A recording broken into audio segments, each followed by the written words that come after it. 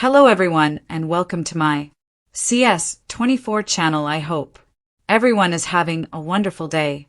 Before we begin, please hit the subscribe button and give this video a thumbs up. Rick Lagina fears damaging treasure on the curse of Oak Island. Rick Lagina has told of his fears that buried treasure could be damaged as he and the rest of the team on the curse of Oak Island drill down into what they believe is the original money pit. A new sneak peek for the next episode shows a huge caisson being lowered into place above the borehole the team recently dubbed H8, which they believe lies in the exact location of the historic shaft. Rick says in an interview with producers ahead of the drilling taking place, "There's significant trepidation on my part that we damage something that is irreplaceable." Brother Marty jokes. He doesn't want the last plaque in the museum to say Rick and Marty solved the mystery and destroyed the treasure. The preview also sees Marty ask the drilling team from Irving Equipment, "Time to make history?" At one point, he also points at the huge teeth at the bottom of the caisson, saying, "Those teeth are going to get to the bottom of this." Footage also shows Dan Blankenship pressing the lever, which starts the operation to bore down into the ground with the caisson. We exclusively revealed earlier today how the title of the episode, which will not air until January 2nd, is Dan's breakthrough. The team believed the original money pit lies in the location of the H8 borehole after a string of significant discoveries were found in the spoils, including bones, fragments of decorated pottery, and even what appeared to be parts of a historic book.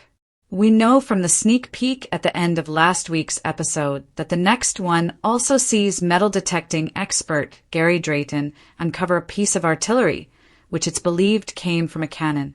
Meanwhile, 6 pages of a historic ship's log are also uncovered which talk about a deep pit being dug and treasure securely buried.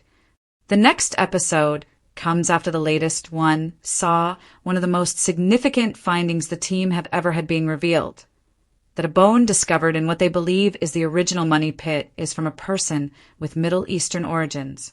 A second fragment they also discovered was found to be from someone with European ancestry.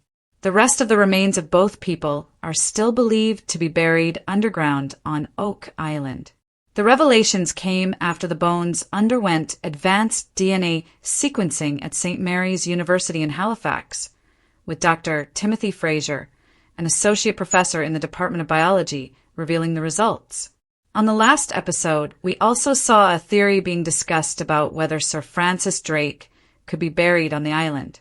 Meanwhile, a stone wall with a flat top was discovered which the team believe could have been part of a ship's staging area, possibly a walkway or a ramp that led down to the ocean, and which could have been used to load and unload goods from a ship moored off the island.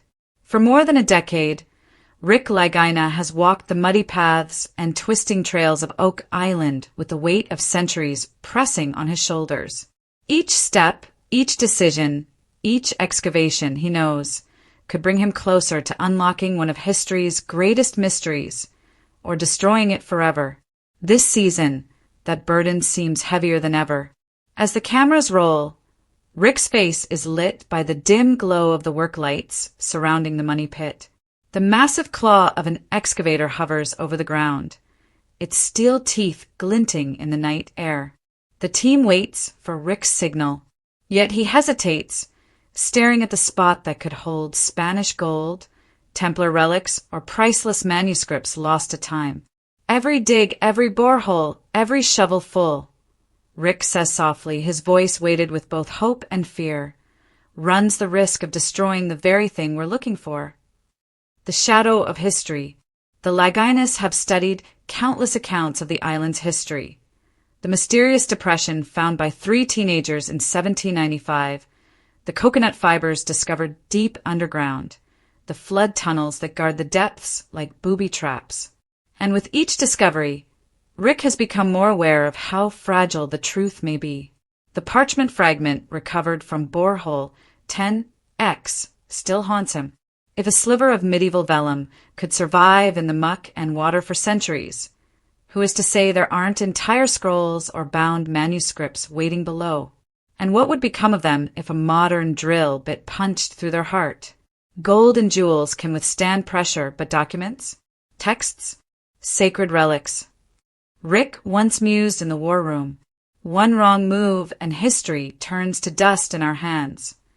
Pressure from all sides. The Oak Island team thrives on forward motion. Marty, Rick's younger brother, often pushes for aggressive digging and technological innovation. He sees risk as part of the adventure. "We'll never know unless we go after it," Marty insists, his voice charged with energy and determination. But Rick, the elder dreamer, remains cautious. His eyes linger on every artifact, every fragment of pottery, every rusted hinge pulled from the spoils. He feels the echoes of the hands that once buried them, the intent behind the concealment. That reverence makes him slow to act. And now, with new survey data suggesting that a massive void lies beneath the garden shaft, the pressure mounts.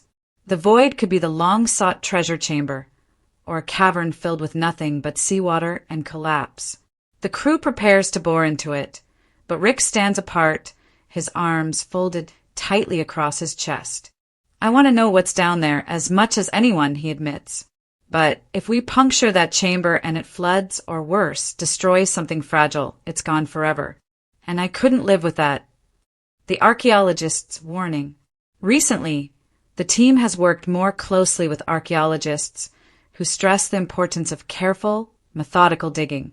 One expert bluntly told Rick that aggressive drilling could obliterate fragile relics in seconds. That warning struck him harder than any setback. For Rick, Oak Island is not just a treasure hunt, it's a stewardship. He feels responsible not only to his brother, to his team, and to the generations of searchers who came before, but also to the people who first buried whatever lies beneath the island. "I sometimes think about them," he confesses. "Whoever they were, Knights Templar, French explorers, even pirates, they went to extraordinary lengths to hide something. If we rip it apart in our haste, haven't we failed to honor that effort?" Dreams and doubts. Rick admits that Oak Island has entered his dreams. More than once, he has awakened in the middle of the night with visions of treasure chests split open by machinery, scrolls shredded into confetti by drills, or ancient relics crushed under the weight of modern steel. "These dreams stay with me," he tells Marty during a quiet moment. "What if the worst comes true? What if I'm the man who destroys Oak Island's greatest secret?" Marty, ever pragmatic, claps his brother on the shoulder. "Then at least you'll be the man who tried."